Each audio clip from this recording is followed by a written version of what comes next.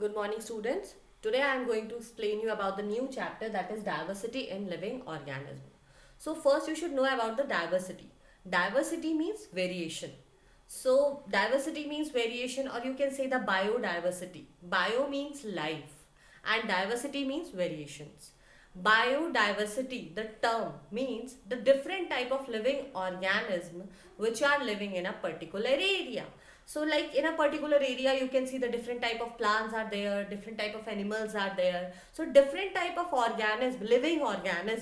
living organism which are residing in a proper area, that term is called as biodiversity. All of you write biodiversity. Bio means living and diversity means variation. This term is first, this biodiversity term is first coined by Walter G. Rosen. So this term is first coined by the Walter G. Rosen, means the diversity of life forms, means the diversity, or you can say the variations of life forms of a particular area. Next, the classification. Next term we will study about what is classification. If we classify the diverse variety of things, it will be very easy for us to study about them. No? So that is the term classification. The method of arranging organism. You can write the method of arranging organism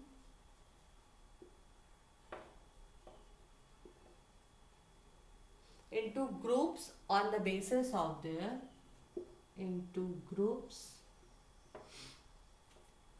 on the basis of their similarities and differences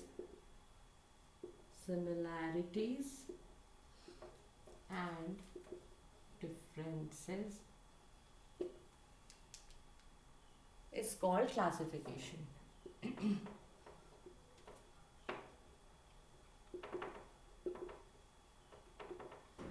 So that I explained you, there is a diverse variety of living organisms which are living together.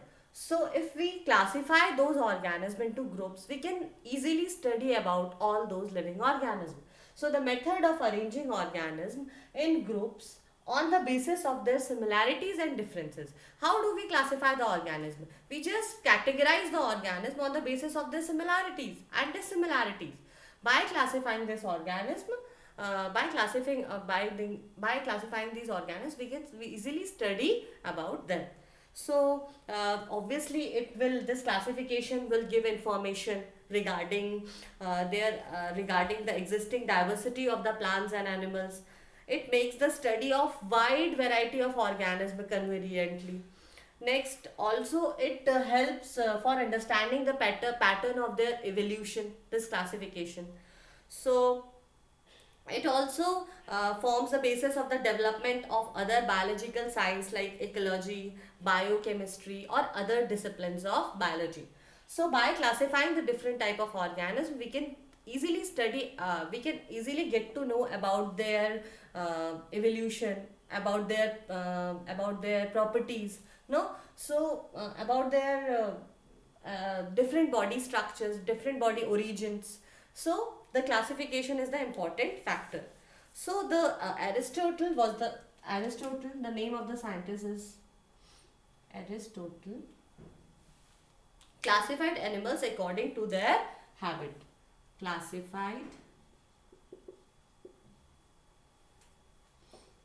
animals according to their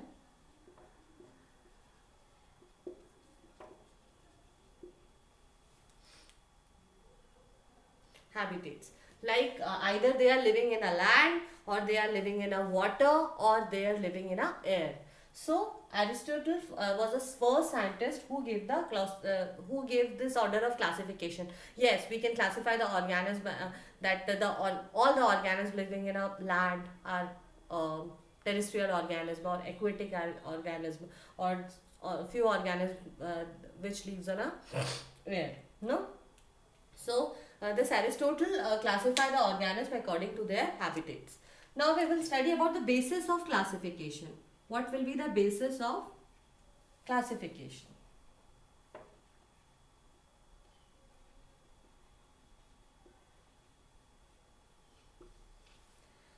So on the basis of the classification, such details we should know about their behavior, the organism behavior, their organism function, their body design. On the basis of them, of that we can classify the organism. So first, the complexity. The first point will come under this is the complexity of the cell structure.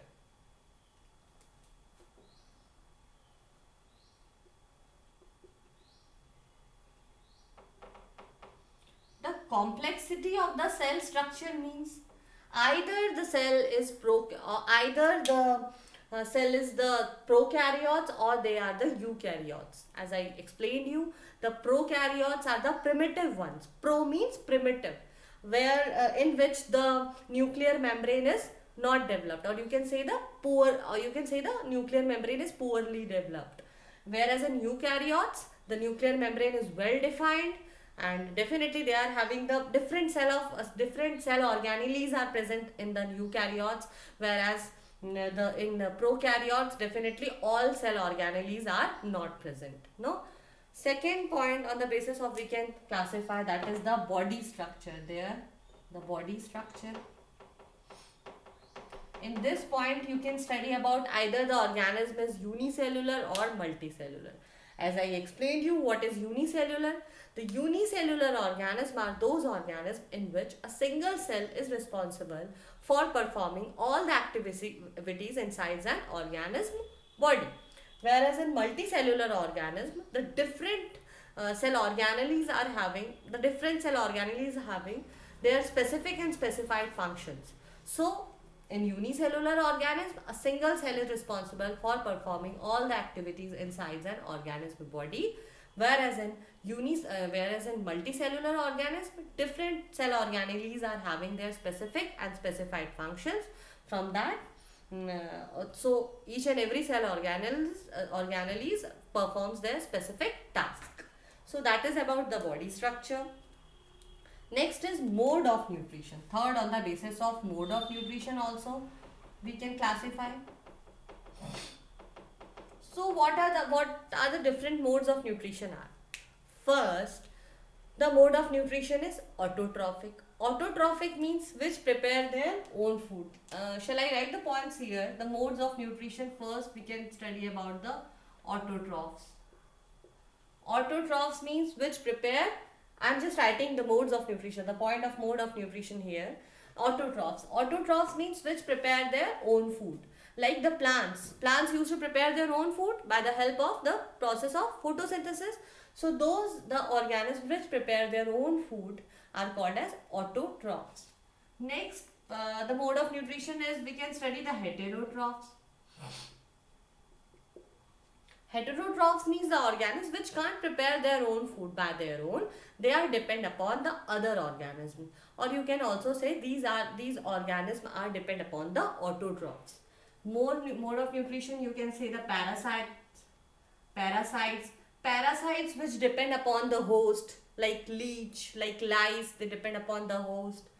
You can say the saprophytes which depend upon dead or decay. So these are the different modes of nutrition on the basis of which we can classify the organism. Next, the level of organization of body. Fourth point is level of organization of body. So So what will be the level of organization of body? The level of body organization is different in different organisms. Like plants have different types of tissue as compared as to animals. So this is because plants required to anchorage. While animals requires the mobility. Definitely, the plants anchored within the land, no, within the soil. Whereas the animals are mobile, are moving. So definitely the level of body organization different. Different tissues are there for this in the plants. Different tissues are present for the plants and for the animals. Next, the functional organization. The last point you can write here, the functional organization. Functional organization. So what do you mean by functional organization? As the structure and the body design vary, the function of living organisms show changes. Amoeba, the pseudopodia are present for locomotion, while in higher animals, legs are present. Humans can run, but plants and trees cannot. So this results of organization of different organs and organ species. Or you can say different organs and organ systems. So clear? Till now I explained you about the diversity. Diversity means the variations. Next I explained you about the biodiversity. Bio means life, diversity means variation. So different type of living organism living in a particular area is said to be as biodiversity. Now we can study about these different types of living organism, or you can say varied type of living organism. If we will just classify them. So classification makes them very easy to study, and with the process of this classification we can easily study these living organisms. We can easily know about their basis of origin, no, we can easily know about their structure. So this classification, the method of arranging organisms into groups on the basis of their similarities and differences is called as classification. Now Aristotle, the scientist name is Aristotle, classified animals according to their habitats. Like the scientist name Aristotle classify the the living organisms which are living in the land are diverse from the organism living in a water, and obviously the organism living in the air. So Aristotle classified the animals according to their habitats, like living in a land, living in a water, and living in a air. Now we studied about the basis of classification. What are the basis of classification? Or what are the criteria for the classification? I am again repeating these all points. So first, the complexity of the the complexity of the cell structure. In this complexity of the cell structure, we will study about either the organism is prokaryotes or they are eukaryotes. Prokaryotes means they are having the primitive body design, no, and eukaryotes primitive body design, and in prokaryotes the nuclear membrane is poorly developed, whereas in eukaryotes the nuclear membrane is well defined, all the cell organelles are present, wherein prokaryotes all the cell organelles are not present. After that, the body structure. In body structure you will see that unicellular structures are different. The unicellular organisms are different from multicellular organism. Unicellular means single cell is performing all the activities inside an organism's body, whereas in multicellular organism different cell organelles are present for performing their specific and specified functions. Next, mode of nutrition. I explained you the mode of nutrition are different in different organisms. Like few organisms are autotrophs. Autotrophs means which prepare their own food. Like plants prepare their own food with the help of the sunlight, and heterotrophs which depend upon other organism, or you can say the heterotrophs also depend upon the autotrophs. Next is parasites. Parasites means which depend upon the host, like leech, lice, you can see, which depend upon the host only. Next is saprophytes. Saprophytes means which depend upon dead or decay. So next is level of organization of body. So definitely the organization are different, like the tissues are different.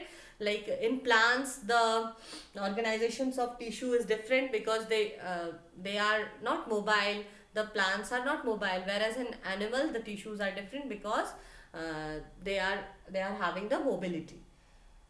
Last is functional organization. The functional organization, on the basis of functional organizations, the functions are different in different organism. We can classify the different living organism. So students, next topic we will study about the classification and evolution. So students, I will explain you about the evolution. Evolution is a slow and continuous process. No, you can write the definition. Evolution is a process. It is a process by which early organism, by which early organisms on the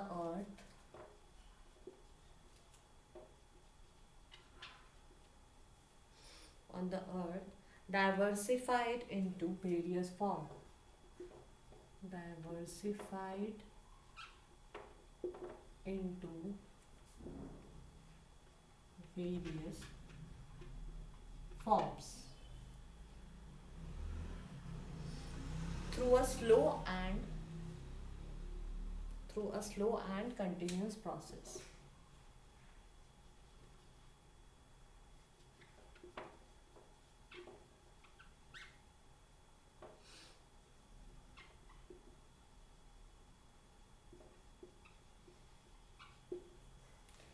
So this is a evolution. Next we will study about evolution and classification.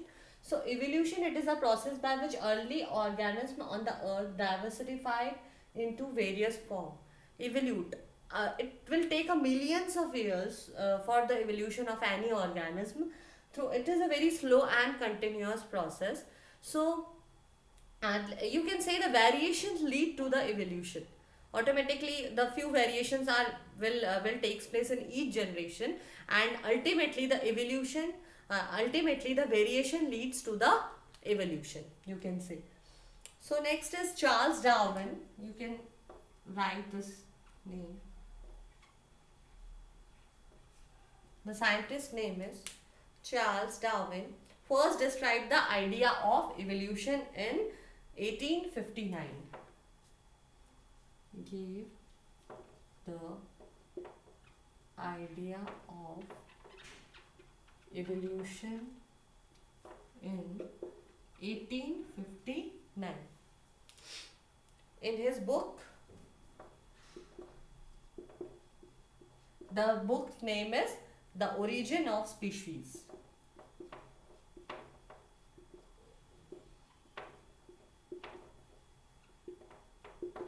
No. So some groups of animals have some groups of animals, you can say, they are having a very simple body design. Many unicellular organisms, you can see, they are having very simple body design, or you can say the ancient body design. Even now they do not change much, no. Whereas you can see some organisms which have acquired their particular body designs relatively in recent times, no. Some bodies, some organisms are having very basic, or you can say the primitive body design. Those organisms are called as you can say those organisms are called as primitive or lower organism. Whereas the organisms which are having their complex designs, or you can say they acquired their particular body designs relatively in recent times, so these are called as advanced or higher organisms. Clear, students? So the organisms which are having very simple body design or the primitive body design, those are called as lower organism. Whereas the organism which acquired their body design now in only recent times are called as the higher organism, or their body design is somehow complex. So the complexity is in design is increases over evolutionary time. No, day by day the evolution is taking place, and now the body design is getting more and more complex. Before, the body design was very primitive and having the basic body design, but now the complexity of body design get increases by the period of evolution. So thus it is correct to say that older organisms are simple while younger organisms are complex. No, this allows us to connect between the idea of evolution with the classification. So students, today we study about the biodiversity, about the classification, the different bases of classification, and after that I explained you about the classification and evolution. So evolution, that I explained you, it is very slow and continuous process. It will take millions of years for an evolution of any organism. This evolution process is given by the Charles Darwin. He explained this in his book that is called as Origin of Species. After that, I explained you about the primitive or lower organism and higher organism, and those higher organisms which are having the complex body design. So the primitive or lower organisms are having very basic body design, very simple body design, whereas the higher organism having the complex body design. So the complexity of the body design get increases over a get increases within the evolutionary period of time. So students, thank you for today's class. Next class we will continuing with the topic hierarchy of classification. We will study about the hierarchy of classification. Okay, so thank you for today's class.